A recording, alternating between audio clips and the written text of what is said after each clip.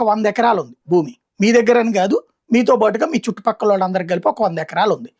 మీ land ప్రభుత్వంగా నేను తీసుకున్నా భూసేకరణ కిందన. భూసేకరణ, ఇది సమీకరణ, భూసేకరణ కింద తీసుకున్నా. భూసేకరణ 2014 చట్ట నిబంధనల ప్రకారం ఇవాళ మీ భూమి 50,000 ఉందంటే, 50 లక్షలు ఉందంటే నేను ₹1,50,00,000 పరిహారం ఇవ్వాలి. ఇది ఈ పరిహారం ఇచ్చి తీసుకున్నా మీ దగ్గర నుంచి. ఇది క్రైమ్ అవుతుందా?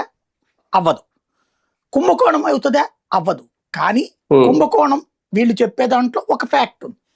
ఇప్పుడు మీ దగ్గర ఉన్నటువంటి భూమిని నేను తీసుకుని, అంటే ప్రభుత్వంగా నేను కాకుండా వ్యక్తిగా నేను కొనుక్కుని 50 లక్షలు మీకు ఇచ్చేసా. మీ పొలం మీకు 50 లక్షల రూపాయలు వచ్చేసింది కాబట్టి మీకు సంతోషం. ఇంకా ఓపుకుంటే 60 ఇచ్చా, సంతోషం, వచ్చేసింది బల్క్ అమౌంట్. మీ వరకు మీది అయిపోయింది. నేను దీన్ని తీసుకెళ్లి ప్రభుత్వానికి ఇచ్చి ₹1,50,00,000 తీసుకున్నా. నాకు 90 లక్షల లాభం, లేకపోతే ₹1,00,00,000 లాభం. ఒకప్పుడు దీన్నే ఎలా జరిగిందని ఇన్సైడర్ ట్రేడింగ్ అన్నారేమో. అదే అప్పుడు ఇన్సైడర్ ట్రేడింగ్, వీళ్ళు ఇప్పుడు స్కామ్ అంటున్నారు.